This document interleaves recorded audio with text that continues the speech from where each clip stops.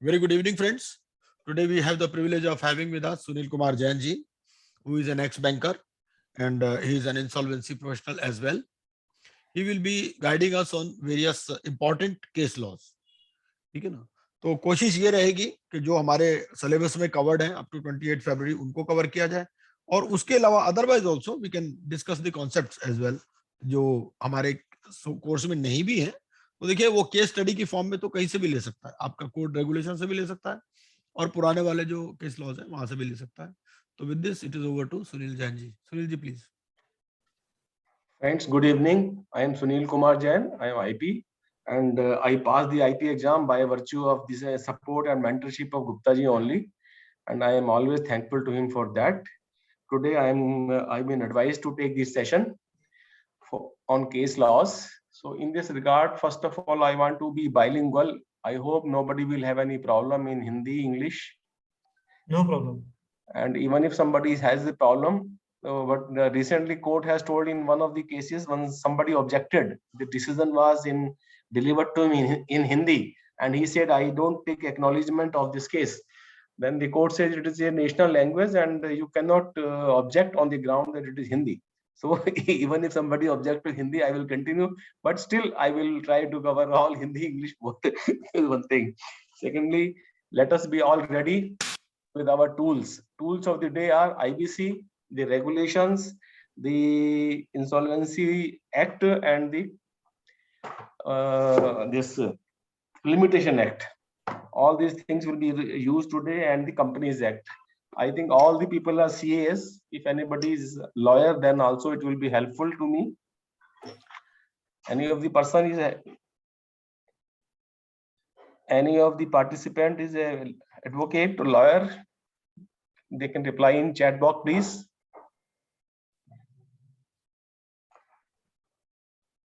No reply. Anyhow, let me go ahead. I have taken a mix of cases. क्या reply कर रहा है sir बताइए। नहीं, मैं क्या पूछ रहा था कि कोई एडवोकेट है क्या, कोई लॉयर है क्या? अरे जो पार्टिसिपेंट्स हैं इनमें से कोई लॉयर है क्या, सुनील जी पूछ रहे हैं। जैसे ज्यादातर कॉस्ट अकाउंटेंट हैं, चार्टर्ड अकाउंटेंट हैं, बेसिकली क्या कंपनी सेक्रेटरीज हैं। चलो ठीक है, कोई बात नहीं। तो I am taking a mix of cases, some from high court cases, some from NCLT, and some from the Supreme Court cases. Basically पुराने सिलेबस के भी हैं, नए सिलेबस के भी हैं. My main objective is to cover the concepts. Concept is the primary thing, and the case law is emanating only from the code. In the cases, it is only interpretation, how the judiciary, how the judges interpret the cases and go ahead, and they become a guiding force. As you all know, the sources of law, legislature, judicature, and precedents. So judiciary and judicature, the case law will help us in learning the laws. They also lay down the laws. So let us start with first case, that's Dr. Vidyasagar case. That is the simplest or first case available with us. One second. Sir आपको you can share your screen. I think you have to make me co-host. Yes sir, you are already a co-host, so you can share your screen. Let me see. हाँ, 1 second. आप share screen पे जाइए तो आप share कर पाएंगे। You are already a co-host. हाँ.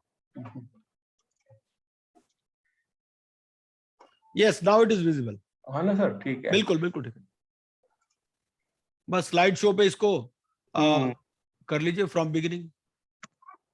मैंने पहली बार किया है स्लाइड। हाँ कोई नहीं, हाँ एंटर कर दीजिए, हो जाएगा। फर्स्ट क्लास, बहुत बढ़िया आ रहा है।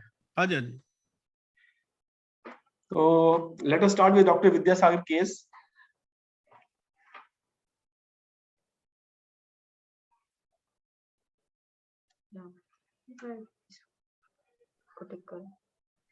वो खो गया कर्सर। नेक्स्ट स्लाइड पे जाने के लिए तो दबा देंगे। एक्चुअली सर हम am I audible? Yes, you are audible and visible. Actually हम जो है आईपी बनने के लिए बड़ा लंबा सफर है। सबसे पहले CAC, ICWA, एडवोकेट, MBA या मैनेजमेंट, 15 साल की सर्विस या 10 साल की सर्विस होनी चाहिए। उसके बाद लिमिटेड इंसॉल्वेंसी एग्जामिनेशन पास करना है। उसके बाद उसमें रजिस्ट्रेशन कराने के लिए PREC कोर्स करना है। PREC पास होने के बाद रजिस्ट्रेशन कराना है। रजिस्ट्रेशन के बाद AFA लेना है। AFA आने के बाद we have to wait for assignment like me we are waiting for assignment.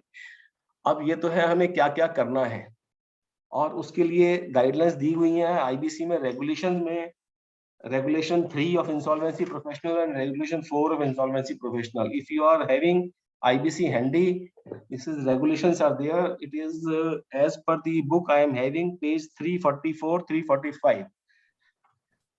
Here you can see insolvency examination, the primary condition for this, and eligibility is enshrined in Regulation 4. And 5, qualification and experience will, if you go on going through these side by side, then and there itself, then it will be very clear for you to learn the things. In the clause 5, it is saying 15 years of experience, 10 years of experience, and all this. And in clause 4, it is telling no individual shall be eligible. अभी क्या है, हमें क्या नहीं करना, ये सब तो था, क्या करना है, इंसॉल्वेंसी एग्जामिनेशन पास करना है, क्वालिफिकेशन एक्सपीरियंस ये होने चाहिए, क्या नहीं करना वो भी जरूरी है। हमें इंसॉल्वेंसी प्रोफेशनल क्या क्या नहीं करना, ये क्लॉज 4 में दिया हुआ है। रेगुलेशन क्लास 4 में no individual shall be eligible to be registered as an insolvency professional if he is a minor, okay, is not a person resident in India, doesn't have the qualification experience specified in Regulation 5 or Regulation 9. Regulation 5 is telling about service, and Regulation 9 is telling about registration for a limited period. This you can go through. And next it says has been convicted by any competent court for any offense punishable with imprisonment for a term exceeding 6 months, or for an offense involving moral turpitude and a period of 5 years has not elapsed. 6 महीने से ज्यादा की सजा नहीं होनी चाहिए, कम की है तो ठीक है, और अगर उसकी ज्यादा की सजा है तो उसको 5 years elapse हो जाने चाहिए सेंटेंस से. He is an undischarged insolvent or has applied to be adjudicated as an insolvent. He has been declared to be of unsound mind. Unsound mind का है तो वैसे भी कहीं भी किसी उसके लिए नहीं माना जाता है. Then the most important part is 4G. He is not a fit and proper person. Fit and proper person का मतलब क्या है? Is he physically fit? देखेंगे क्या देखेंगे? इसमें explanation दिया हुआ है. For determining whether an individual is fit and proper under these regulations, the board may take account of any consideration as it deems fit, including but not limited to the following criteria. G1 is about integrity, reputation, and character. 2 is absence of convictions and restraint orders. C is competence, including in financial insolvency and net worth. तो इसके basis पे clause 4G के basis पे अपनी high court ने case था doctor Vidyasagar का, वो डिसाइड किया. उसमें क्या था, वो डॉक्टर साहब थे, डॉक्टर विद्यासागर थे, उन्होंने लिमिटेड इंसॉल्वेंसी एग्जामिनेशन पास किया, उसके बाद रजिस्ट्रेशन के लिए अप्लाई किया. IBBI rejected the registration application regulations under Regulation 6 of IBBI of Dr. Vidyasagar, the petitioner. Rejection किस लिए था? Rejection for the reason that petitioner not a fit and proper person. Regulation 4G1 of IBBI insolvency professionals. Regulation 4G1 I have reproduced here. Is if he is not a fit and proper person based on the criteria of integrity, reputation, and character. In this regard, they have rejected the application. Then he has gone to High Court. High Court has analyzed the thing. He says कि भाई तुम्हारा जो है इसमें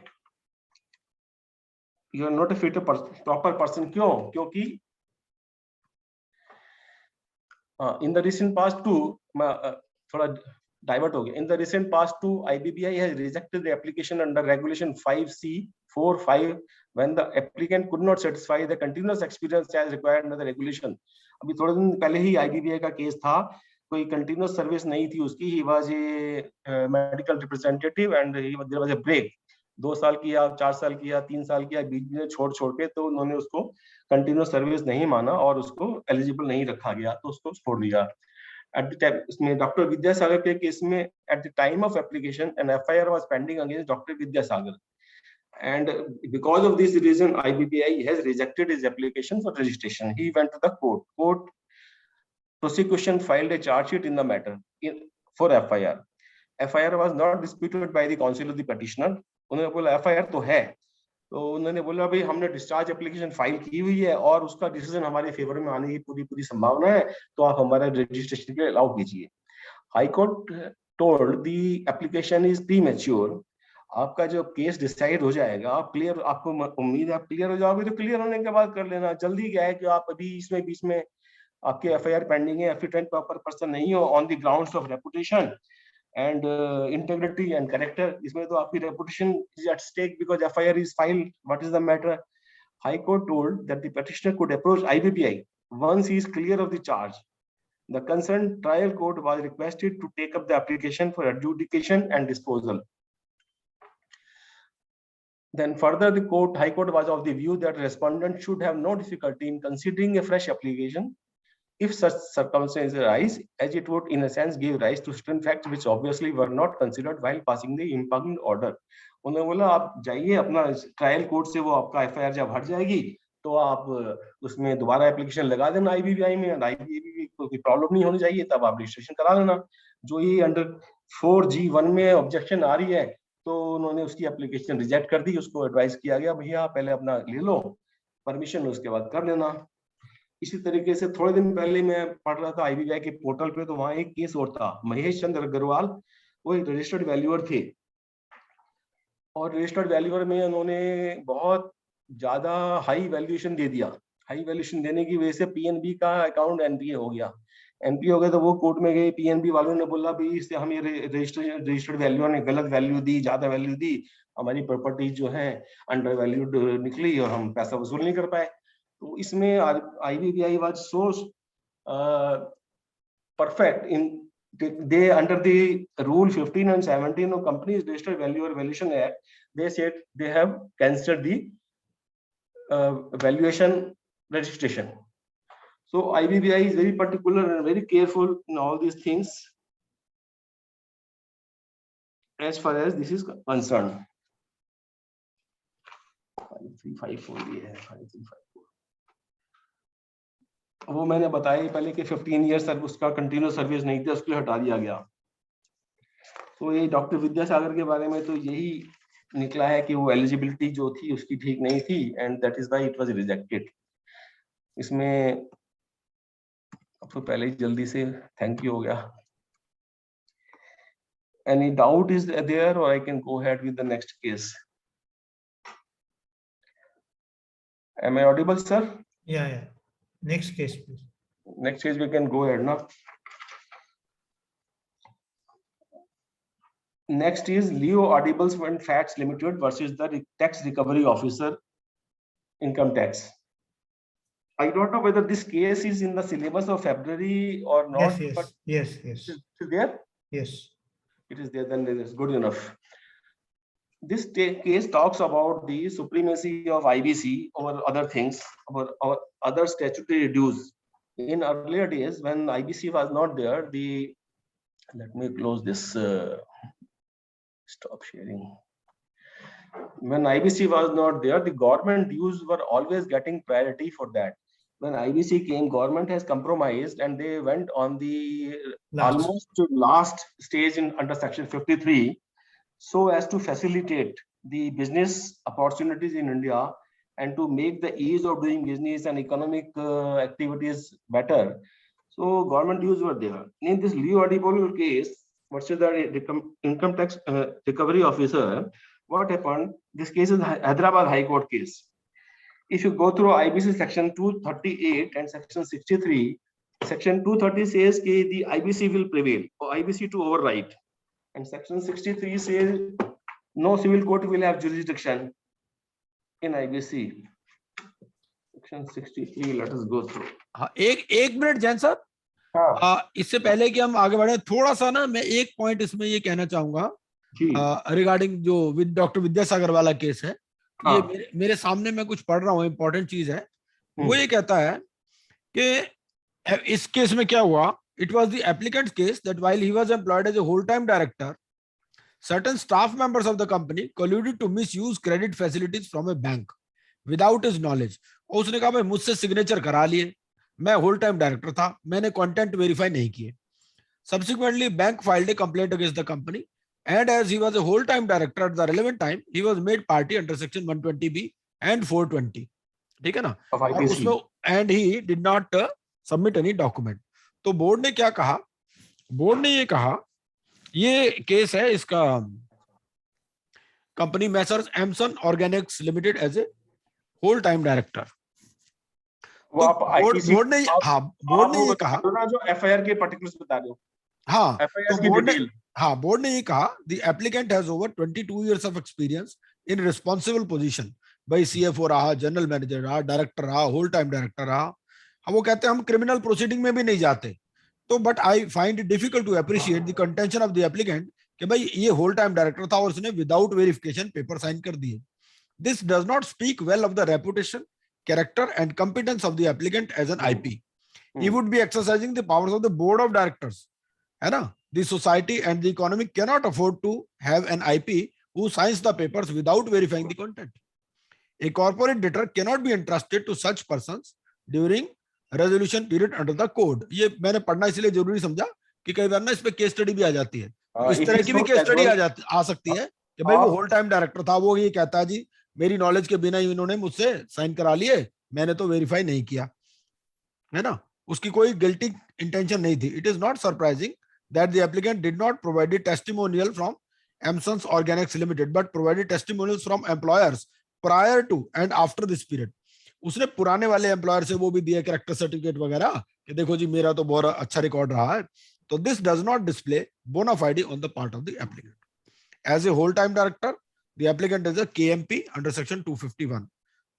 ठीक है ना? तो reputation, character and competence, they are of material consideration.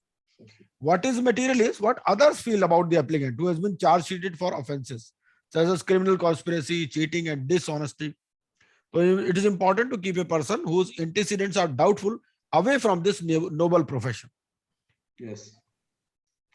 तो ये एक इम्पोर्टेंट केस मैंने समझा कि थोड़ा सा इसमें बता दें. आपका बड़ा अच्छा है सर. आप you keep value adding and I am thankful to you for. हाँ जी, हाँ जी. मैं ना साथ में तो क्या है जी, साथ में किताब खोल लेता हूँ. किताब में वो पन्ना खुल गया, बाय चांस वही सामने आ गया. बहुत अच्छा सर, आपने तो हमें बताया, हमें पता नहीं था FIR की डिटेल क्या है, आपने FIR की डिटेल बता दी हमारी. और इसमें इतना बताया ना कि जो IBPI noble profession, IBPI is very particular, IBPI is careful in selecting people, क्योंकि इस पर केस स्टडी भी आ सकती है. हाँ जी. Not diluting the profession. हाँ जी, ये चीज. तो please continue sir, please continue. हाँ जी सर. तो ये लियो ऑडिबल्स में सेक्शन 238 जो बोलता है उससे शुरू कर. Section 238 the IBC will override other laws. Then section 63 says civil court not to have jurisdiction. So IBC have been made above these things. Under this case was decided under section 238 and section 63, and section 247 of income tax was giving priority to that earlier. Now the section 247 of income tax was amended as per our this schedule. As per our schedule 3, section 247 was amended and one clause was inserted that everything is okay but for the code. I will read this. If you have Income Tax Act, you can go through section 247. Section 247 of Income Tax Act 1961 shall be amended in the manner specified in Schedule 3 of the IBC. In subsection 6 of section 178 of the Income Tax Act, after the words for the time being in force, the words and figures except the provision of the IBC code, except the provision of the IBC code shall be insisted. Section 178 companies, इसमें जो है section 178 में liquidation के बारे में है. Liquidation में ये बोला गया है कि लिक्विडेटर पहले has to fulfil the certain income tax related requirements except the power, except the provisions of the code. पहले से पहले इनकम टैक्स से पूछना पड़ता था, ये करना पड़ता था लिक्विडेटर को कुछ भी करने से पहले. तो एंड अभी भी थोड़ा डिसाइड हुआ है थोड़े दिन पहले कि liquidator, it was there that liquidator has to take clearance from income tax department but not now. liquidator has full authority to go ahead. तो अब ये जो केस है Leo Edibles में, Leo Edibles purchase immovable property from liquidator. Liquidation हुआ, लियो edibles ने property purchase कर ली liquidator से, उसने बिड मनी का 5% दे भी दिया. Now registration was objected by income tax department who claimed charge over immovable property and attached the property. They said these properties are under charge to us. How can this be purchased? This liquidator asked the balance of bid money. Then Leo said, I will pay the balance of money also, but income tax department is objecting. पहले मेरे को income tax department से portion तो दिला दो, attachment तो हटवा दो, अटैचमेंट लगा हुआ है तो मेरे को बेचने नहीं दे रहे और लिक्विडेटर नहीं कुछ कर रहा. तो सेक्शन 33 आईबीसी के अंडर में उसने बोला, इनकम टैक्स डिपार्टमेंट ने, section 33 is not applicable to income tax because initiation of liquidation was after the income tax. I will read. It said section 33 not applicable as tax proceedings were initiated prior to liquidation process. उन्होंने ground लिया, liquidation से पहले ही हमारी तो tax proceeding start हो गई थी, अब कैसे होगा? तो कोर्ट ने बोला सेक्शन 53(1)(e) के अंडर में ही लिक्विडेटर से उसको इनकम टैक्स ऑफिसर को मांगना पड़ेगा. आईबीसी सुप्रीम है, IBC will prevail and income tax authority के ड्यूज पहले की तरह से नहीं मिलेंगे. अभी उनको in their line of action government dues में के अंडर ही 53(1)(e) के अंडर में उनको अपना क्लेम डालना पड़ेगा and in the order of priority they will be given the money. So this case was decided in favor of Leo Edibles and the claim of income tax authority was told to be taken to liquidator under section 53(1)(e). This is Leo Edibles. मैं थोड़ा सा इसमें add करना चाहूंगा. जी बिल्कुल. सबसे पहली बात तो ये है कि क्वेश्चन क्या था इसमें. क्वेश्चन ये था कि भाई हाई कोर्ट ने ये कहा कि income tax department does not enjoy the status of A secured creditor. ठीक है ना भाई, एक तो सिक्योर्ड क्रेडिटर होता है. सिक्योर्ड क्रेडिटर में तो क्या है, उसके पास तो पूरा कंट्रोल है, वो जो मर्जी करे. ठीक है ना, वो ये कहता है इसके पास मैक्सिमम क्या हो सकता है इन टर्म्स ऑफ सेक्शन 281 में ये जो है it can claim A charge under the attachment order. ठीक है, अब हमें जो सेक्शन पढ़ने हैं इनकम टैक्स एक्ट वाले, वो तो एक तो 178 है. अब इन्होंने ये कहा कि भाई 178(6) जो है ये क्योंकि आईबीसी आ गया है, आईबीसी में क्या है सेक्शन 247 आ गया of the code read with third schedule. Third schedule किसकी बात करता है, इनकम टैक्स एक्ट में अमेंडमेंट. भाई इसमें पहले क्या था, इनकम टैक्स में ये था कि अगर कोई भी अटैचमेंट ऑर्डर हो जाए, not with standing anything contained in any other act, सब लिखा था, किसी एक्ट में कुछ लिखा हो तो हमारा चार्ज जो है प्रिवेल करेगा. अब इन्होंने कहा ये चीज ओवरराइड हो गई bye virtue of section 247 of the code. ठीक है ना, रेड विद थर्ड शेड्यूल. तो अब इसमें ये कहा कि therefore in the event an SSC company is in liquidation the income tax department can no longer claim a priority in respect of clearance of tax dues. क्योंकि पहले क्या होता, जैसे हमने ये देखा है कि आईबीसी में गवर्नमेंट ड्यूज आ रहे थे लोअर पेडेस्टल. ठीक है ना, पहले उनमें क्या होता था, ये सब आने से पहले इनकम टैक्स ड्यूज को ज्यादा प्रायोरिटी दी जाती थी.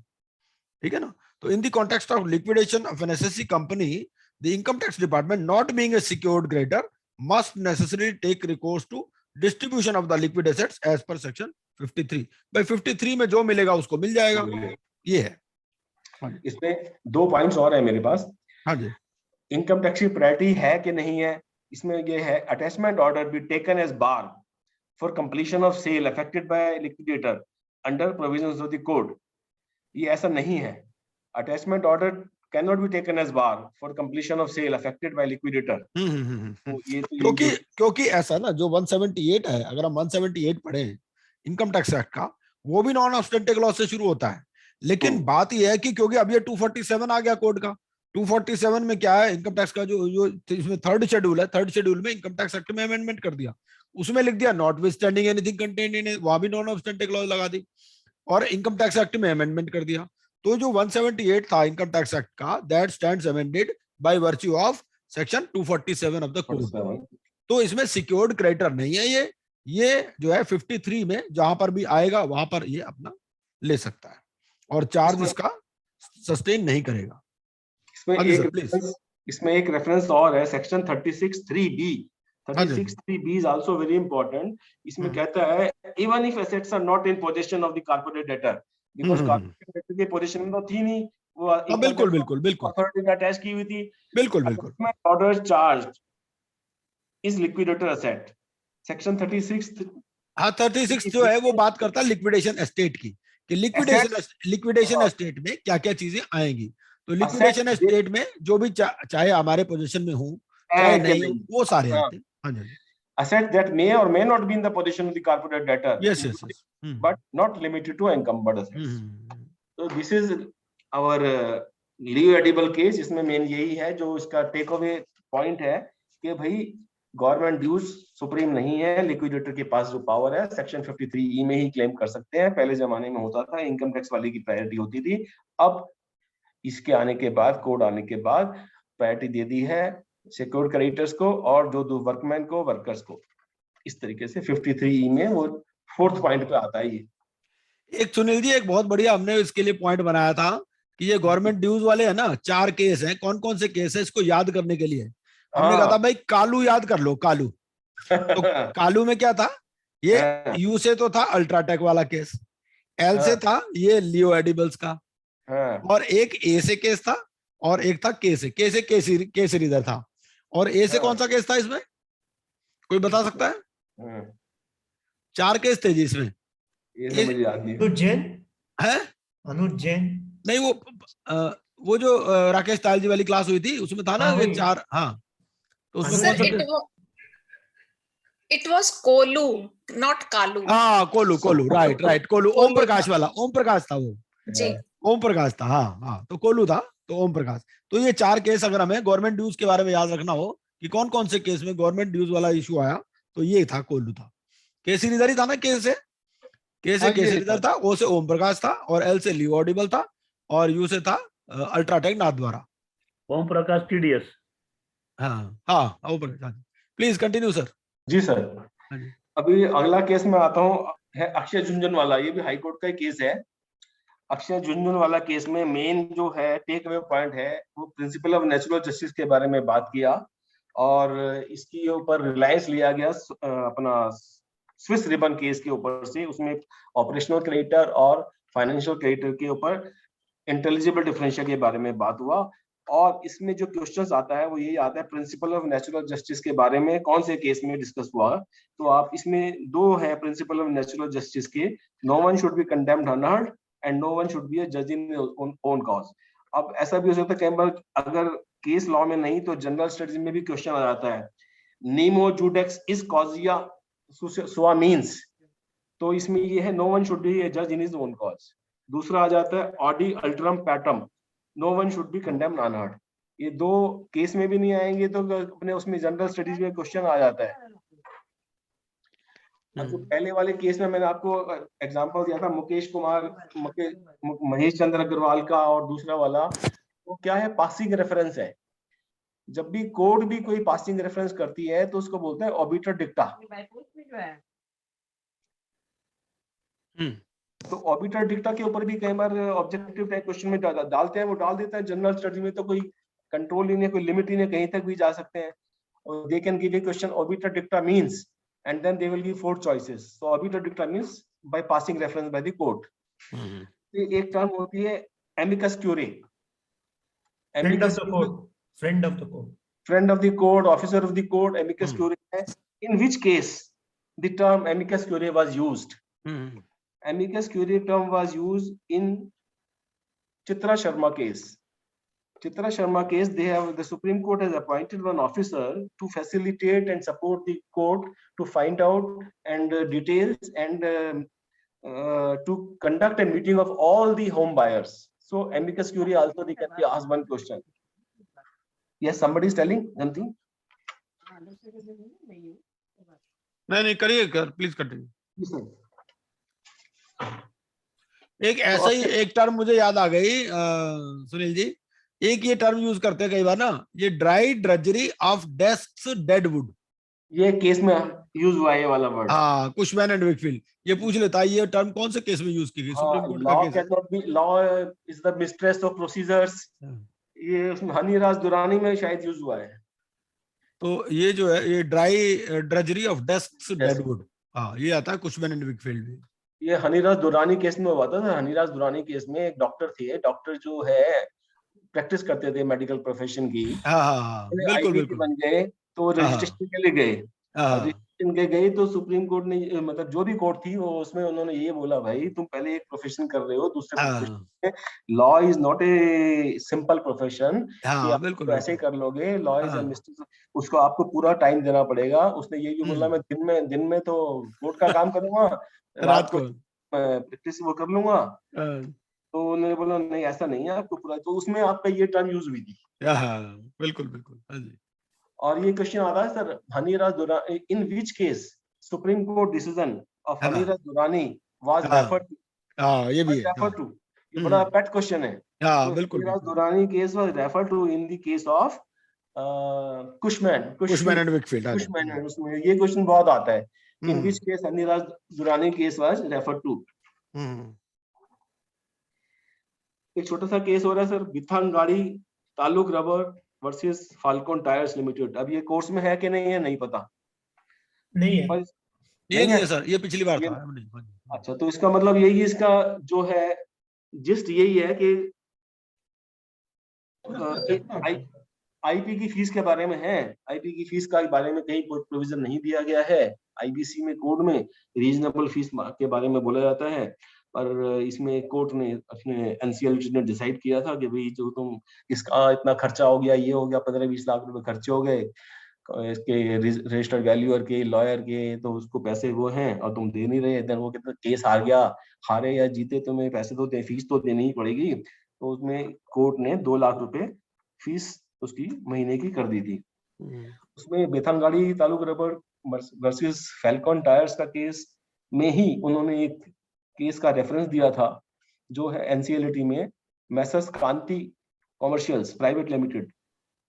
The NCLT directed to adjudicating authority to fix the fees of IP, and the corporate debtor will pay the fees for the period he has worked. So maybe this is not in the syllabus, but concept.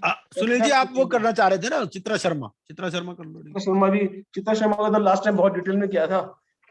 ऐसा है, अब तो ये सारे नए participant हैं। Actually हम तो बाजे बजाने वाले हैं। हर शादी अलग होती है, ये दूसरी शादी है। आप कहोगे जी वहां पर वो ट्यून बजा दी थी, यहाँ दोबारा बजानी पड़ेगी। नहीं बजाएंगे, दोबारा बजाएंगे। तो जब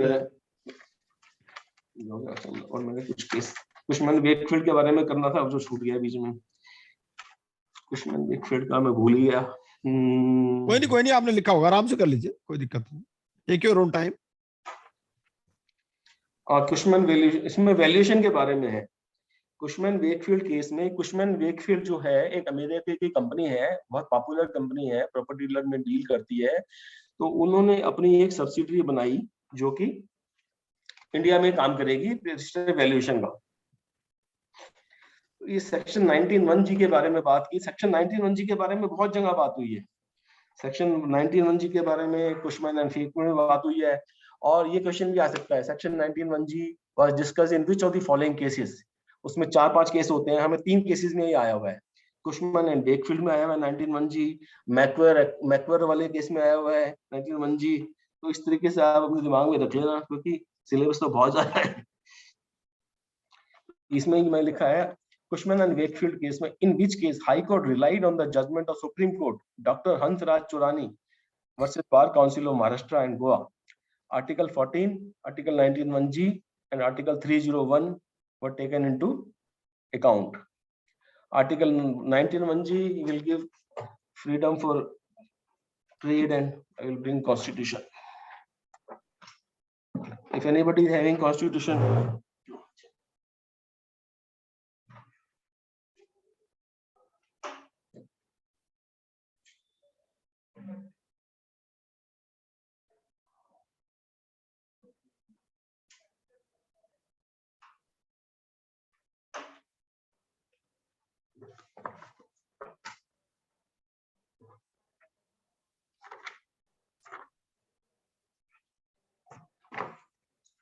सर आपने अक्षय झुंझुनवाला में कुछ ऐड नहीं किया? गुप्ता जी, अक्षय झुंझुनवाला में कुछ ऐड करो। नहीं कोई नहीं आप करो सर प्लीज। ऐसे कई बार ना वो आपका ट्रैक थोड़ा डिस्टर्ब हो जाता है, आप अपने हिसाब से कोई करो। बात नहीं सर, आप प्लीज आप करो अपने हिसाब से करो सर। साथ ऐड करते हो तो मेरा उसमें अच्छा हो जाता है। हाँ नहीं ठीक है आप प्लीज कंटिन्यू। सेक्शन 19(1)(g) के बारे में है। ये कौन सा किसका केस है जी? अक्षय झुंझुनवाला? नहीं, अक्षय झुंझुनवाला हाई कोर्ट का है। ओके ठीक है जी, आप चलिए आप आर्टिकल 19 कॉन्स्टिट्यूशन का अपना है कि अपना सबको काम करने का राइट है। हाँ जी, हाँ जी। Everybody can do job. All citizens have the right, जी में है, टू प्रैक्टिस एनी प्रोफेशन और to carry on any occupation, trade और बिजनेस। अब इस ग्राउंड पे कुशमैन एंड वेकफील्ड ने इसको ऑब्जेक्ट किया कि जो है ये आप नहीं, हमारे साथ ठीक नहीं कर रहे, तो अब हमें तो राइट है करने का, आप करने दीजिए हमको। तो इसमें क्या हुआ, जो रजिस्टर्ड वैल्यूएशन का काम था, रजिस्ट्रेशन वैल्यू की जो डेफिनेशन पढ़ेंगे तो उसमें जो कंपनी लॉ में दिया हुआ है, मैं आपको बताता हूँ। वो जहाँ वो ये है कि भाई एज एन इंडिविजुअल आप काम कर सकते हो, हाँ, और एज ए कॉर्पोरेट भी काम कर सकते हो, लेकिन through not more than 1 layer. Subsidiary नहीं होनी चाहिए। हाँ, वो बेसिकली उसके पीछे लॉजिक क्या है, उसके पीछे लॉजिक ये है कि भाई ऐसा होता है, अगर मान लो आपने लेयरिंग कर दी एक कंपनी की दूसरी सब्सिडरी वो तीसरी, फिर मान लो वो वैल्यूएशन का काम ले, तो कॉन्फ्लिक्ट ऑफ इंटरेस्ट को प्रूव करना, उसको एस्टेब्लिश करना बड़ा मुश्किल हो जाएगा। तो वो ये कहते हैं कि भाई ऐसा है, ये जो इन्होंने प्रोहिबिशन लगाई है ना, ये बिल्कुल ठीक लगाई है। वो इसका पर्पज यही है कि ताकि to avoid conflict of interest. भाई इंडिविजुअल है तो पता है कि उस कंपनी के साथ एसोसिएटेड है या नहीं है, it is very easy to establish these things, ठीक है ना। कोई कंपनी है तो उसका उस वैल्यूअर के साथ कनेक्शन है या नहीं, ये भी बड़ा इजी है। लेकिन एक कंपनी है, उसकी सब्सिडरी दूसरी, उसकी सब्सिडरी तीसरी, चौथी कंपनी को वैल्यूअर अपॉइंट कर दिया एज एन एंटिटी, तो अब उसके साथ कॉन्फ्लिक्ट ऑफ इंटरेस्ट है या नहीं, it will be very difficult to establish. तो उन्होंने कहा through more than 1 layer you can not be appointed as an valuation professional, as a registered valuer. Concept ये थी इसमें। हाँ, तो कुशमैन एंड वेकफील्ड ने जो है उसमें प्ली ली under section article 19(1)(g) and article 301। Article 301 भी है freedom of trade, commerce and intercourse. उन्होंने कहा इसके दौरान, इसके अंडर में हमें काम करने दीजिए। पर रूल 3(2) ऑफ दिस है, रजिस्टर्ड वैल्यूएशन के बारे में बात की है। I will read it. Rule 3(2) of the companies registered valuers and valuation rules 2017, इसको इन्होंने बोला अनकॉन्स्टिट्यूशनल है for violating article 14, 19(1)(g) and article 301। The rule 3(2) क्या कहता है? नो पार्टनरशिप एंटिटी और company shall be eligible to be registered valuer if it has been set up for objects other than for rendering professional or financial services, including valuation services, and that in the case of a company it is subsidiary, joint venture or associate of another company or body corporate। जैसे गुप्ता जी ने बताया, अगर ये subsidy वगैरह ये है तो उसको ये करने का नहीं है। उन्होंने बोला कि हमें तो इस आर्टिकल के अंडर में करने का हक है, तो उन्होंने मना कर दिया। इसी केस में इन्होंने ये हनीरा चुलानी की बात कर दी, हमने वो हो गया। इसमें Haniraj L Chulani versus bar council of Maharashtra का एक केस था, and the Supreme Court held that State Bar Council of Maharashtra and Goa was justified in refusing enrollment of the appellant before Supreme Court as an advocate under the Advocates Act, as he was also a medical practitioner who did not want to give up his medical practice, but wanted to simultaneously practice law. The Supreme Court in para 16, 20 and 22 held as under इसमें ऐसा वो jealous mistress वाला क्या बोलता है, इस noble profession। The act itself envisages the State Bar Councils who are elected representatives of advocates themselves to lay down the standards for professional conduct and etiquette that would naturally bring in its wake the power to regulate entry to such a noble profession. It is said that law is a jealous mistress। ये question आता है, jealous mistress वाला किस उसमें use हुआ? तो ये हनीराम चुलानी में है। It is said that law is a jealous mistress that calls for undivided loyalty and unflinching attention from her devotees. Dry drudgery of deadwood is essential requirement of an advocate aspiring to win laurels in this profession. Generally ये वाला question आता है, या jealous mistress वाला कहाँ use हुआ, dry drudgery वाला कहाँ यूज हुआ, अनफ्लिंचिंग अटेंशन देनी है। अब तुम ये काम करो या तो ये करो या तो वो करो, दोनों करोगे तो दोनों के साथ नहीं होगा। It will B diluting the profession and it will be bringing it will lose it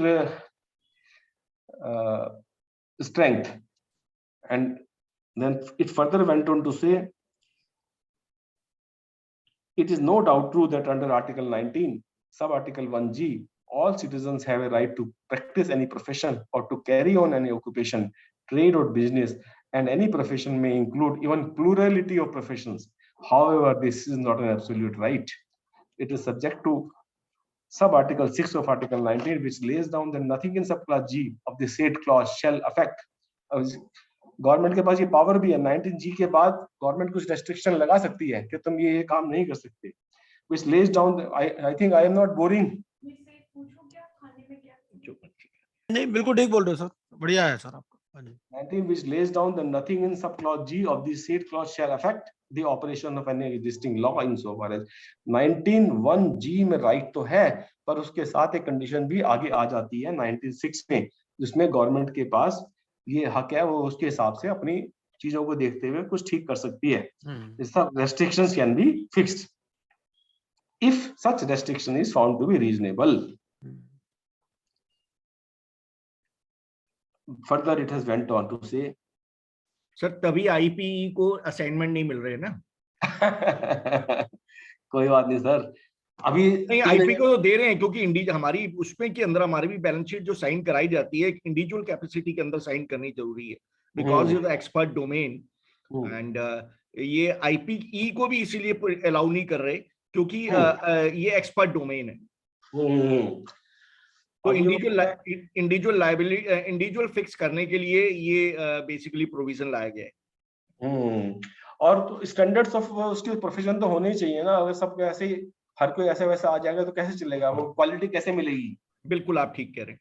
तो ये चीज है। बाकी ये कहते हैं इंडिया में 4000 आईपीज हैं एज ऑन डेट, और उसमें से सिर्फ 1000 के पास असाइनमेंट्स हैं। 4000 में से ऐसा ना जी 3000 ही कर रहे हैं, 3000 ही काम कर रहे हैं, 1000 तो एग्जाम पास करके बैठे हैं चुपचाप, वो कुछ भी नहीं कर रहे। हाँ, सर ऐसा है, जिसके पास काम है सर, उसके पास इतना काम है कि आप इमेजिन नहीं कर सकते। अनुज इज नोन टू मी, क्योंकि मैं भी थोड़ा जेपी वगैरह के अंदर हूँ, तो आप इमेजिन भी नहीं कर सकते कि सर क्या क्या सैलरीज, क्या पैसे मिल रहे हैं, कितने पैसे हो रहे हैं और क्या नहीं हो रहा।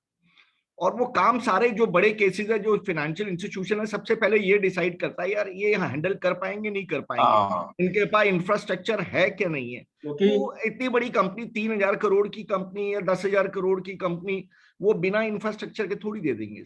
और इतना जो कंपनी में काम लेता है, अगर किसी को काम मिल भी जाता है तो आईपी के हाथ पैर भी फूल जाते हैं। इतना बड़ा काम है, उसको पूरी टीम बनानी पड़ती है, टीम बननी। ऐसा है, अगर मैं हो गया पास तो आईपी तो जरूर बनेगा चाहे कुछ भी हो जाए, तो और you will be the chairman of the IP, this I promise to you. मैं मजाक नहीं कर रहा हूँ, सीरियसली मैंने सोचा हुआ है। आईपी जरूर बनाएंगे और गुप्ता जी को चेयरमैन बनाएंगे। अभी तो उसमें वो भाई अदर देन इंसॉल्वेंसी प्रोविजनल भी तो हो ही सकते हैं ना आईपी में। हो सकते तो मेरे को उस कैटेगरी में ले लेना, कोई दिक्कत नहीं। मैंने थोड़े दिन पहले ही बोला था ये आपको है, कि आपने आईपी बनानी है। अभी तो ये और वैसे एक बात मैं बताऊं, देखिए ऐसे है कि मैं बहुत सारे लोगों के टच में हूँ और रिसेंटली बहुत सारे लोगों को काम मिल रहा है। खास तौर से काम देखो, हालांकि थका हुआ मिलता है थोड़ा सा। काम में क्या है, वो ऑपरेशनल क्रेडिटर वाला एनसीएलटी के थ्रू अलॉटमेंट हो रहा है, लेकिन मैं उनको भी कहता हूँ, मैं कहता देखो आपके लिए तो बहुत लर्निंग अपॉर्चुनिटी है भाई, महीना 2 महीने और 2-2.5 लाख रुपए फीस भी दे देती है एनसीएलटी, तो 2-2.5 लाख रुपए फीस भी आपको मिल गई। मैं तो कहता हूँ आपके पैसे खर्च भी हो जाए, चलो ट्रैवलिंग में खर्च हो गए, कोई फैसिलिटेशन फीस लग गई कहीं, कुछ भी, मान लो कहीं पुलिस डिपार्टमेंट में, रजिस्ट्रार ऑफिस में, कहीं 100 जगह को ऑपरेशन चाहिए होती है, तो खर्चे तो होते ही हैं, है कि नहीं। तो फिर भी मैं तो कहता हूँ खर्चा करके भी अगर आप बराबरी पे भी छूट गए तो आपने एक्सपीरियंस तो ले लिया, आप सीख तो गए काम को, तो वो एक इम्पोर्टेंट चीज है। और बहुत सारे ऐसे लोग हैं कि जिनको काम मिल रहा है। अनिल गोयल से मेरी बात हुई, अपना AAA वाले जो अनिल गोयल है ना, काफी फेमस है आपके। हाँ जी, वो कह रहे ये क्वालिफाई करके मेरे से डिस्कस कर ले यार, नौकरी थोड़ी करेंगे कहीं पे, क्वालिफाई करके इतनी इस एज के अंदर अपनी आईपी बनाएंगे, हम क्यों नहीं बना सकते ट्रिपल? वो तो नेचुरल है, बिल्कुल ठीक बात है। हाँ बिल्कुल सही बात है, बिल्कुल ठीक बात, ये तो है ही। सर मेरा एक पॉइंट है, मैं अभी 2 दिन पहले ही किसी से मिली थी, उनको Okay. एग्जाम क्वालिफाई किए हुए 2 साल हो गए हैं, बट अभी जैसे डिस्कशन चल रहा है कि काम है तो एक के पास बहुत है, और हाँ। जबकि अपॉइंट तो एनसीएलटी करती है ना, और तो उनको अभी तक कोई काम नहीं मिला है इस तरीके से। तो हम काम के मैडम, लिए क्या लॉबिंग वगैरह करनी पड़ती है क्या? नहीं, ज्यादातर फाइनेंशियल क्राइटर्स ही कर रहे हैं, जो बैंक्स हैं वही ये बेसिकली कर रहे हैं, और बड़े सारे केसेस वहीं पर ही हैं। अब छोटा छोटा कोई केस हो तो अलग बात है, 1.5 करोड़ का, 1 करोड़ का, आई हाँ। Can understand. देखिए ऐसा है ना, 2 ऐसा साल है ना से जी। पेंडिंग में फंसे हुए हैं, 2 साल और से एक तो चीज और, मैं एक चीज और बता दूं, देखो ऐसा होता है भाई, फाइनेंशियल क्रेडिटर तो अपना ही आईआरपी लेके आता है, कॉर्पोरेट डेटर अपना आईआरपी लेके आता है, ठीक है ना। तो उसके बाद में बचा कौन? उसके बाद में ऑपरेशनल क्रेडिटर बचा। जो बंदा कहीं कोशिश नहीं कर रहा, अगर उसने आईबीबीआई के पास तो पैनल में है ही वो, ठीक है ना, तो आईबीबीआई के अगर पैनल में है तो एनसीएलटी अपना पैनल उसके साथ शेयर करता, तो वहां से उसको वो वाला काम मिल जाता, ओसी वाला। ओसी जिसने किसी भी आईआरपी का नाम नहीं दिया, वो वहां से उसको अलॉट कर देते हैं काम, और उसकी फीस भी दिला देते हैं उससे, ओसी से। सर उसको कह देते हैं भैया ऐसा है, इसको 2.5 लाख रुपए दे दो एक महीने के, एक महीने के लिए। हाँ जी। तो सर अब उनके लिए काम हम लोग कैसे करें, क्योंकि मैं उनके साथ एसोसिएटेड हूँ। कोई बात नहीं, ये तो- तो बाद में डिस्कस कर लेंगे, अभी तो हमारा जो ठीक है सर, टॉपिक यहाँ चल ठीक, रहा है वो है ना, सारा गुप्ता जी देखेंगे बाद में, हम पास उसको अलग से करेंगे। कर लेंगे, कोई दिक्कत गुप्ता जी नहीं को है। चेयरमैन बना रहे हैं ना, हाँ जी। आईपी बना रहे हैं, बस हाँ और जी। क्या। हाँ बस बस गुप्ता जी देखेंगे वो सब। हाँ जी सर, प्लीज प्लीज सर। हाँ जी। वैसे तो 2 साल से पेंडेमिक की वजह से वैसे ही काम नहीं है, तो 2 साल से तो कोई दिक्कत नहीं है, 2 साल की तो। और ऐसा बताया गया है, आईबीबीआई की जो होल टाइम डायरेक्टर ने उन्होंने बताया, the fees has gone up to the level of 33 crore in 1 year, highest fees of IP. तो nothing to be feel dejected, 33 crore का देख के हम खुश होते रहते हैं। सर हमारे ही केस में है ना सर, वो आपके जिल केस के में जिल के केस में है ना सर, जो आपका अनुज जैन है, जो अभी आप केस अभी डिस्कस कर रहे थे, चित्रा शर्मा वाला, चित्रा हाँ। शर्मा, अनुज जैन, ये सब इसके अंदर अनुज की 33 है सर, 33 से ज्यादा हाँ, उल्टा 35 है तो इसकी, वही वाला केस होगा फिर। वही केस है। चलो सर, गोइंग अहेड, इसी केस के बारे में हाई कोर्ट ने जो बड़े स्पेसिफिक वर्ड्स यूज किए, मैं बता देता हूं एक बार। High Court noted that the objective and intention behind laying down the impact rule is clearly to introduce higher standards of professionalism in valuation industry, especially in relation to valuations undertaken for the purpose of Companies Act and IBC 2016. The impact rule obviates the possibility of conflict of interest on account of diverging interests of constituent associate entities, which resultantly shall undermine the very process of valuation, being one of the most essential elements of proceedings before end. Gupta ji ने जो बताया कि वो layer change होती है तो धीरे धीरे सब काम डाइल्यूट होता जाता है, एक के बाद एक सब्सिडी, एक के बाद एक सब्सिडी, उस तरीके से ये है। एक और इम्पोर्टेंट पॉइंट है, keeping in view the position of the law and reasoning given by the respondents, it was held that by making eligible only companies other than subsidiary companies, associate companies and joint ventures for the purpose of registration as valuer, a separate clause has been carved out based on classification which is founded on intelligible differentia, and as such rule cannot be faulted. So जो 3(2) है companies, उसका register valuation के बारे में subsidy के लिए उन्होंने allow नहीं किया, वो ही उसको ही जस्टिफाई करके उन्होंने आगे बढ़े। तो this was our Cushman Wakefield, Haniraj Chulani इसमें हो गया, और डॉक्टर का उसमें आई है हनीराज चुलानी का। नेक्स्ट कौन सा केस है देखता हूँ।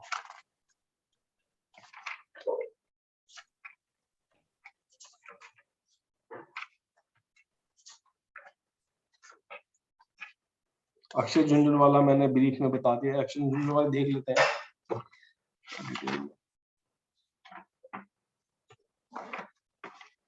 अक्षय झुंझुनवाला का जो मेन वर्डिक्ट है 163।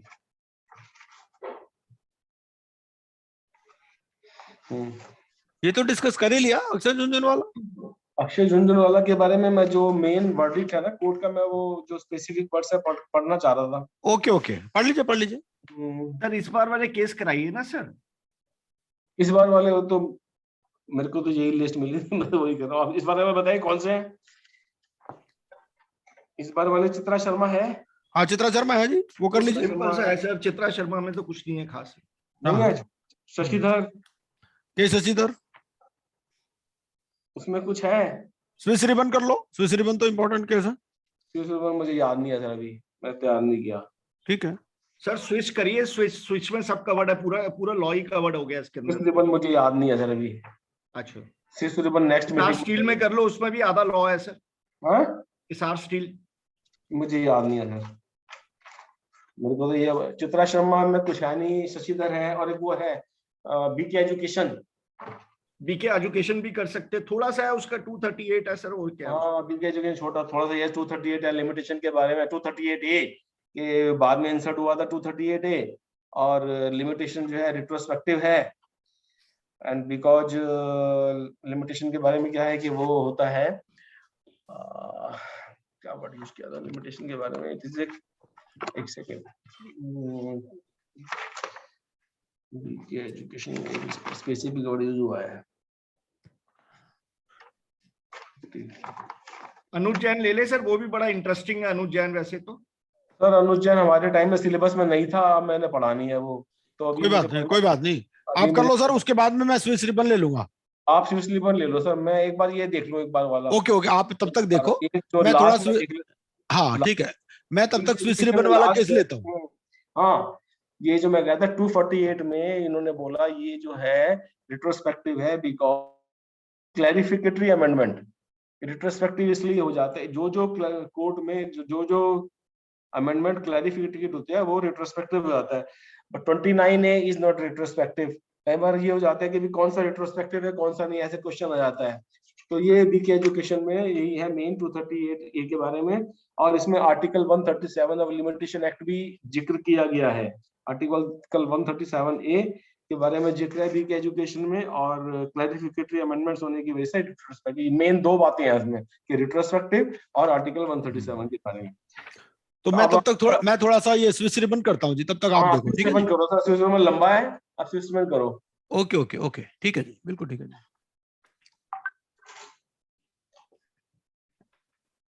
ये है जी स्विस रिबन, ठीक है जी।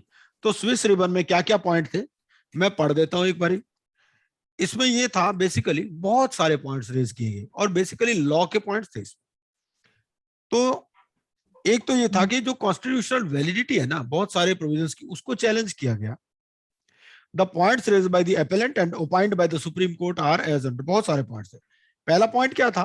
पहला पॉइंट ये था कि जो एनसीएलटी है और जो दूसरे certain members of the NCLT apart from the president have been appointed contrary to this court's judgment in Madras Bar Association versus Union of India. ठीक है? And therefore, this being so, all orders that are passed by such members being passed contrary to the judgment of this court in the aforesaid case ought to be set aside. इन्होंने कहा कि भाई ऐसा है, एक supreme court की judgement है Madras bar association versus union of India की, ठीक है, और उसकी जजमेंट के अगेंस्ट में ये जो अपॉइंटमेंट हो रही है एनसीएलटी की और ये मेंबर्स ऑफ एनसीएलटी की, ये इसके अगेंस्ट में हो रही है। तो सुप्रीम कोर्ट ने कहा कि भाई ऐसा है कि on 3rd January the companies amendment act was brought into force by which section 412 of the companies act was amended. ठीक है, तो हमें तो ये मालूम ही है कि ये जो एस्टेब्लिशमेंट है ट्रिब्यूनल्स की, एनसीएलटी एनसीएलटी, ये सुप्रीम कोर्ट जो हमारा कॉन्स्टिट्यूशन है उसके अंडर ही प्रेस्क्राइब्ड है, एस्टेब्लिशमेंट ऑफ ट्रिब्यूनल्स। तो अगर हम इसमें, ये सुप्रीम कोर्ट का क्या ओपिनियन था कि भाई ये जजमेंट जो ये अपॉइंटमेंट इनकी प्रॉपर नहीं है एनसीएलटी की, एनसीएलटी और जो Madras bar association versus union of India है उसके अगेंस्ट में है। तो सुप्रीम कोर्ट का ये कहना था कि भाई जो सेक्शन 412 है ऑफ द कंपनीज एक्ट, इसकी अमेंडमेंट हुई है ऑन 3rd January 2018। ठीक है, और ये it was brought into force by A notification dated 9th February। लेकिन an additional affidavit has been filed during the course of these proceedings by the union of India. इन्होंने कहा जी हमें union of India ने एक additional affidavit file किया है, और ये एफिडेविट फाइल किया है regional director northern region of the ministry of corporate affairs doctor Raj Singh ने। और एफिडेविट में क्या कहा गया? एफिडेविट में कहा गया, affidavit makes it clear that acting in compliance with the directions of the supreme court in the aforesaid judgments, a selection committee was constituted to make appointment of members of the NCLT in the year 2015 itself। उन्होंने कहा जी ऐसा है, हम ये जो appointment करते हैं ना एनसीएलटी और एनसीएलटी की, इनकी हमने एक सिलेक्शन कमेटी बना रखी है और ये 2015 से बनी हुई है। Thus by an order dated 27th July 2015, justice Gogoi, ठीक है, justice Ramana, secretary department of legal affairs ministry of law and justice and secretary corporate affairs they were constituted as the selection committee. ठीक है, तो उन्होंने कहा कि दो तो जस्टिस थे इसमें और सेक्रेटरी थे डिपार्टमेंट ऑफ लीगल अफेयर्स के ministry of law and justice और सेक्रेटरी कॉर्पोरेट अफेयर्स, इन 4 बंदों की हमने एक सिलेक्शन कमेटी बना रखी है।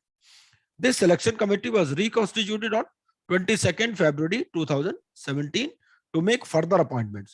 In compliance of the directions of this court, advertisements dated 10th August 2015 were issued inviting applications for judicial and technical members. हमें मालूम ही है कि यहाँ पर judicial members भी होते हैं और technical members भी होते हैं.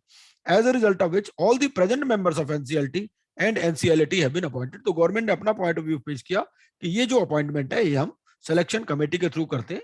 2 इसमें जस्टिस हैं और 2 एक्स ऑफिशियो मेंबर है, सेक्रेटरी कॉर्पोरेट अफेयर्स और ये secretary department of legal affairs.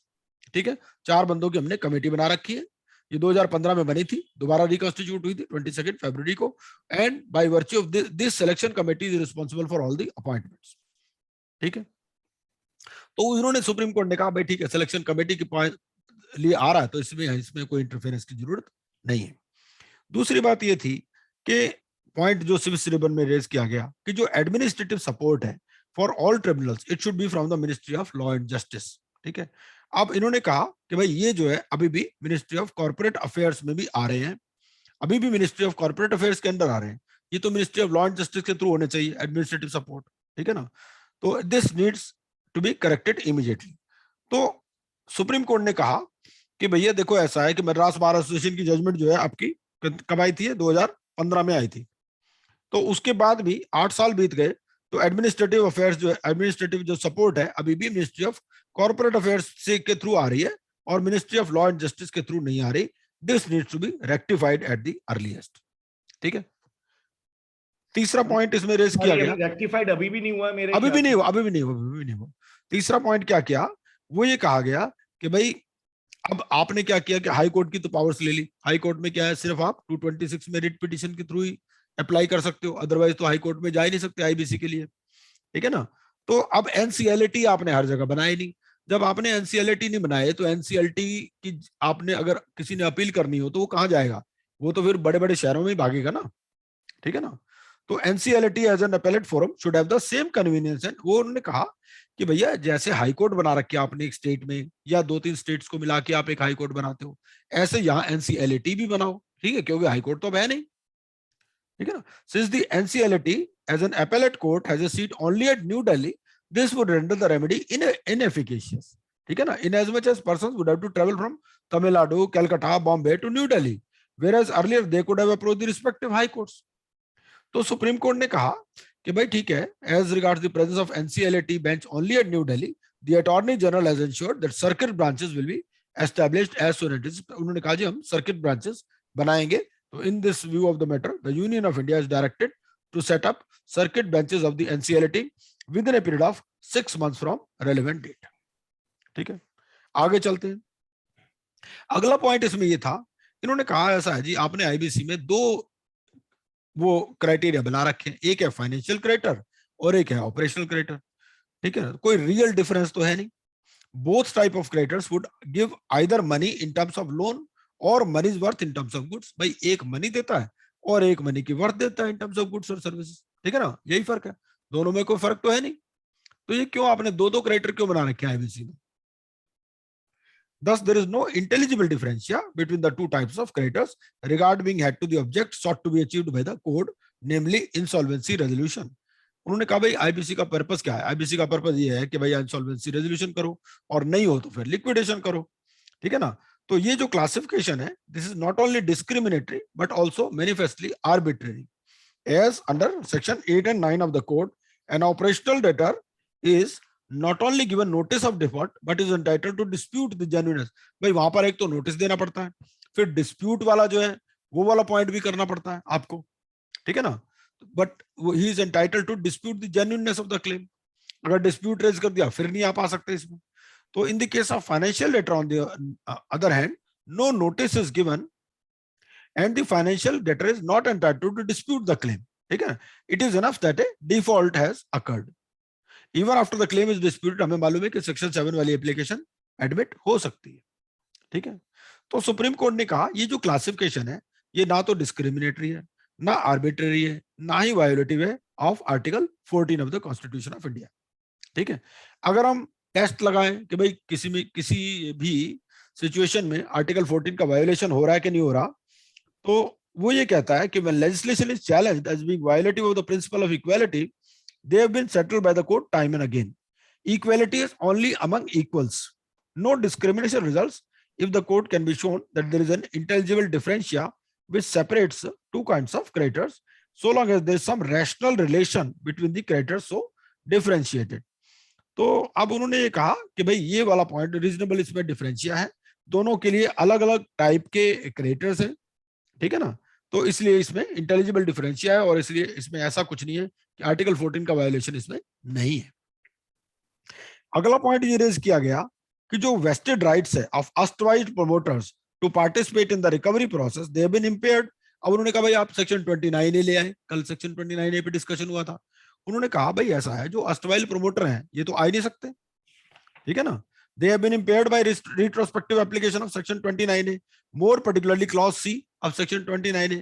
क्योंकि देखो भाई बड़ी बात यह है कि डिफॉल्ट होगा तभी तो आईबीसी में आओगे आप, तो section 29A in any cases contrary to the object sought to be achieved by the code, in particular the speedy disposal of the resolution process। भाई इसमें तो आप कह रहे हैं कौन नहीं बन सकता, अरे भैया तुम्हें तो ये कह दीजिए कि ज्यादा से ज्यादा रेजोल्यूशन लाओ एप्लीकेंट, आप 29A में तो एक किस्म से हर्डल्स क्रिएट कर रहे हो कि कौन कौन नहीं बन सकता। तो ये 29A है, it is contrary to the object sought to be achieved by IBC, ठीक है, in particular speedy disposal of the resolution process as it will inevitably lead to challenges before the adjudicating authority and appellate authority which will slow down and delay the insolvency resolution process. ठीक है, तो supreme court ने इस पर क्या कहा, supreme court ने कहा कि statute is not retrospective merely because if it affects existing rights, nor it is retrospective merely because a part of the requisites for its action is drawn from a time antecedent to its passing।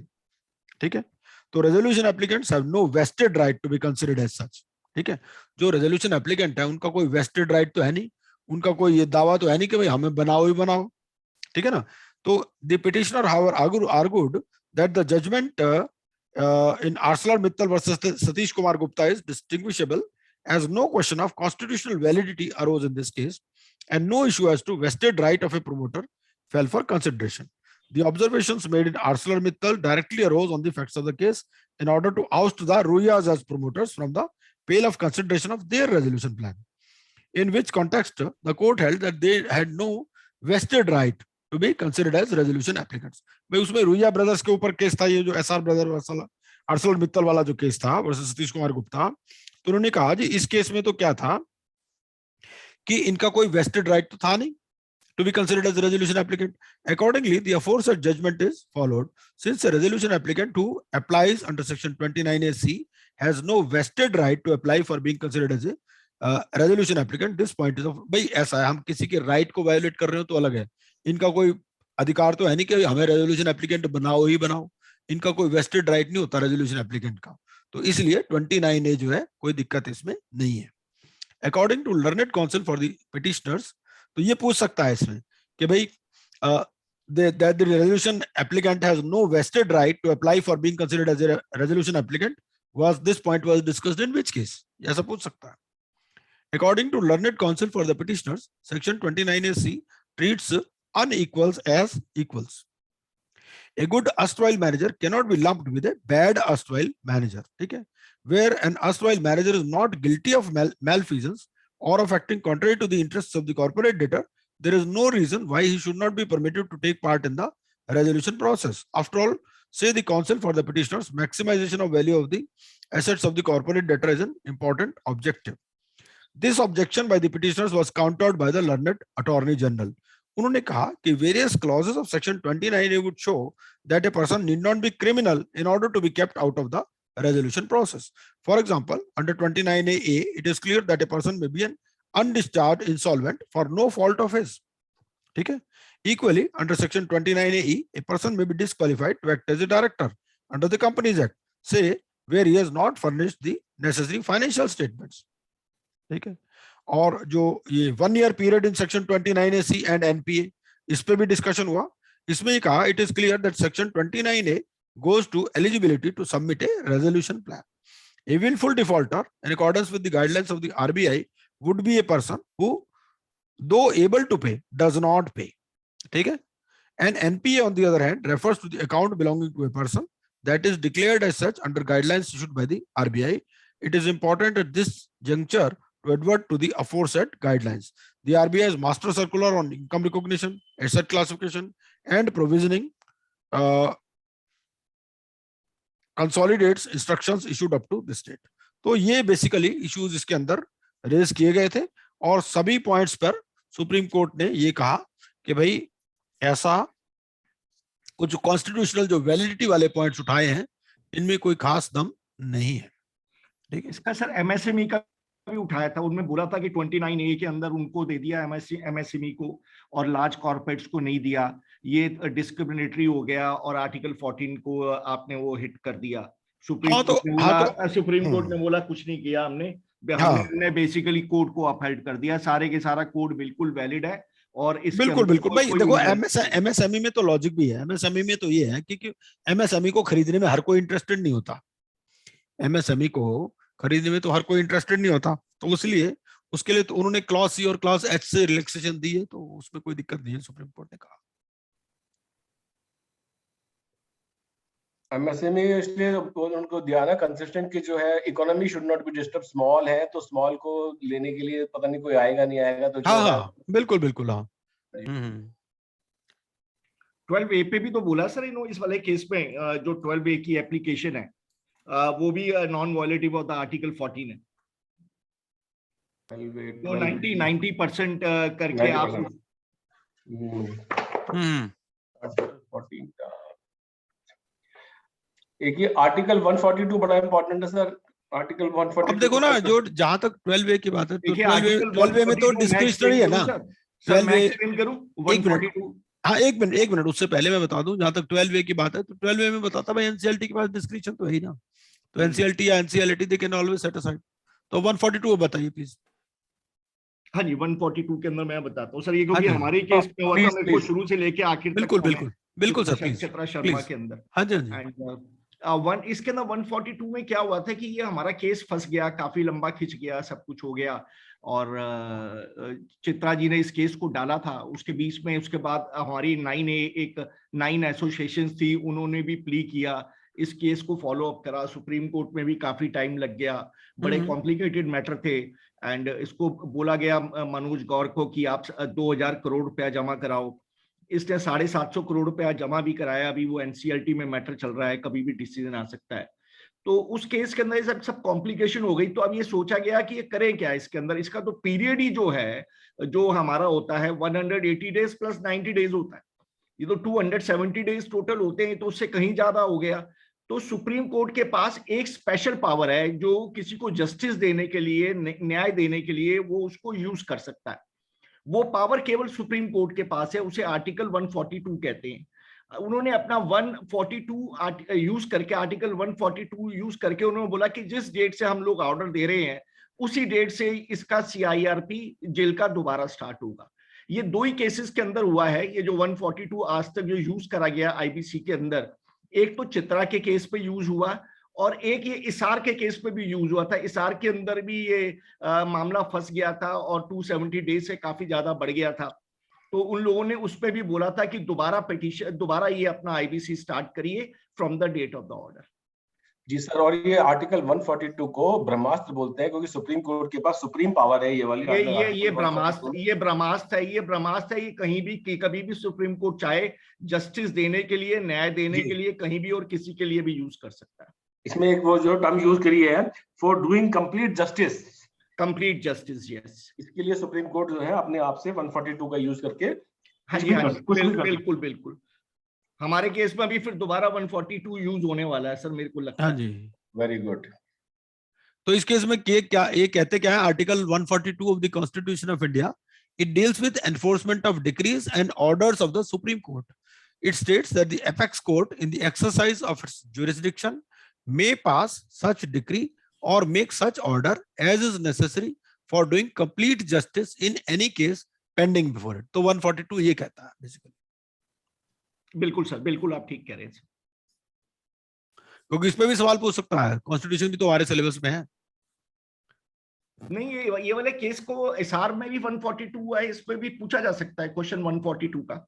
हाँ हाँ, ये पूछा जा सकता है sir. ये आ जाता है sir, in which under which article supreme court has special powers, ऐसा करके क्वेश्चन आए थे। हाँ हाँ, पूछ आ सकते हैं, सकता है सर, आ बिल्कुल पूछ सकता है। सकते, बिल्कुल पूछ सकते। तो सुनील जी आज यहीं वाइंड अप करें या और अभी कुछ और डिस्कस करना है अपने को? बस आप तो बढ़िया कर दिया आपने, वैल्यू एडिशन। मैं तो क्या करता हूँ, 3-4 किताबें खोल लेता हूँ, साथ में गूगल बाबा भी खोलता रहता हूँ नेट पे, देखते रहते हैं, बताते रहते हैं, और क्या।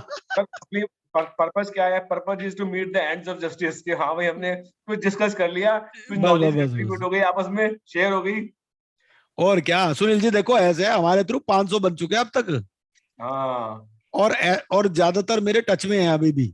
3000 में से 500 बना दिए तो क्या कम है? हाँ, और मेरे टच में ज्यादातर, और अभी भी डिस्कस करते हैं अपनी प्रॉब्लम्स, कोई लिक्विडेशन का इशू है जी, किसी का सीआईआरपी का इशू है, कुछ है। हम्म, हाँ, तो कई चीजें सर डिस्कस तभी होती तो मैं कह रहा हूँ ना सर, उससे भी आपको क्या होता है कि नॉलेज बढ़ती रहती है। बढ़ती रहती है जी। हाँ, मतलब मेरे पास कोई दिन नहीं आता जब फोन नहीं आता, किसी ना किसी हाँ, का जरूर फोन आता है दिन में, 1 या 2, आधे आधे घंटे बातचीत होती रहती है, वो मुझसे डिस्कस करते हैं, कोई आके डिस्कस करते हैं कि इसमें कैसे करें, मैं उनको बताता हूँ भाई इस तरह से करो करो, और वो चीजें, क्योंकि वो दोबारा आते हैं, तो रेपिटेटिव कॉल्स का मतलब ये है कि जब रेपिटेटिव कस्टमर आ रहे हैं तो इसका मतलब काम ठीक ही हो रहा है उनका।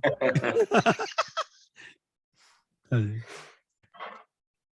तो ठीक है जी, ऐसा है कि जिसने भैया हमारा चैनल अभी सब्सक्राइब नहीं किया, वो चैनल को सब्सक्राइब कर दो, हमारे ग्रुप के बारे में और लोगों को भी बताओ कि भाई ठीक है, जो भी इंसॉल्वेंसी एग्जाम देना चाहते हैं तो यहाँ पर एक बढ़िया सोर्स उपलब्ध है। हाँ तजेंद्र खन्ना जी, आप बोल रहे थे कुछ? मैं सर ये धरनी शुगर वाला जो केस था जिसके अंदर से कर लेते हैं, डिस्कस कर लेते हैं, हाँ, करना ये है। थोड़ा सा क्योंकि बड़ा कॉम्प्लिकेटेड है, जिसपे सारी सेकंड लिस्ट को उड़ाया गया था। हाँ, मैं अभी बता देता हूँ, धरनी शुगर वाला तो मुझे मुंह जुबानी याद है।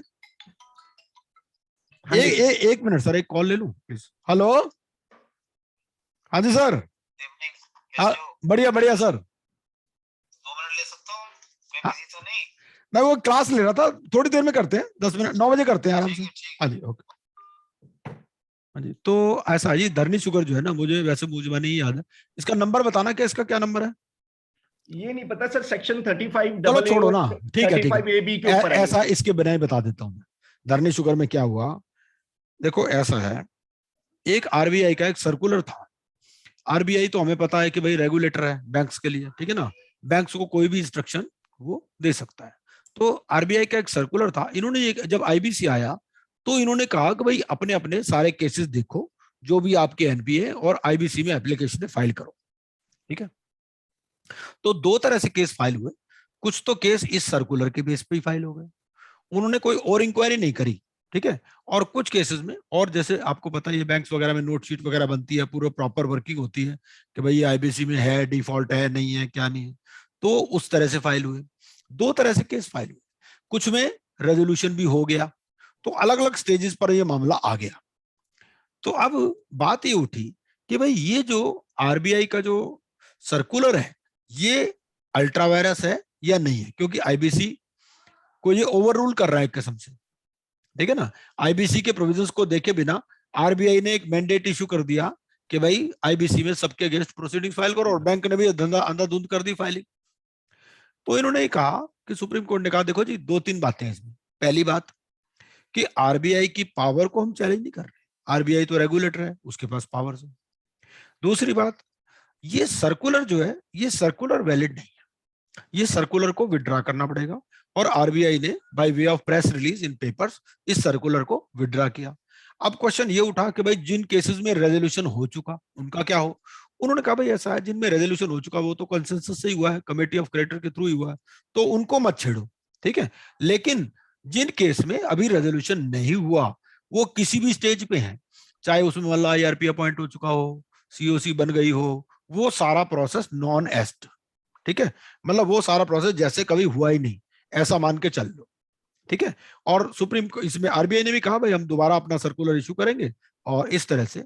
तो बेसिकली ये उस सर्कुलर, पहली लिस्ट को, पहली जो 12 वो थे अपने कॉर्पोरेट थे, उस लिस्ट को विड्रॉ नहीं करा गया था, वो लिस्ट फिर भी उनके अगेंस्ट कंटिन्यू रहा। तो वो ठीक है, वो ऐसा ना, उन्होंने कहा, सुप्रीम कोर्ट ने कहा भाई देखो ऐसे है ना, 2-3 बात, सारी बातें हो गई ना इसमें। पहली बात तो ये है कि आप ये रीजनिंग देखो जिसमें रीजनिंग अदर देन सर्कुलर भी है। भाई जो आईबीसी इनिशिएट करने की जो प्रोसेस है उसको देखा जाए। जहां पर ये आईबीसी इनिशिएट हुई है simply by virtue of this circular, तो वहां गलत है। ठीक है, जहां पर कुछ और भी रीजंस थे तो वहां पर ये ठीक है। इतना ही था इसमें। नहीं, मेरे ख्याल से क्या हुआ था सर, जो पहले 12 के केसेस थे ना, जैसे जिसके अंदर वीडियोकॉन खड़ा हुआ था, ये हाँ।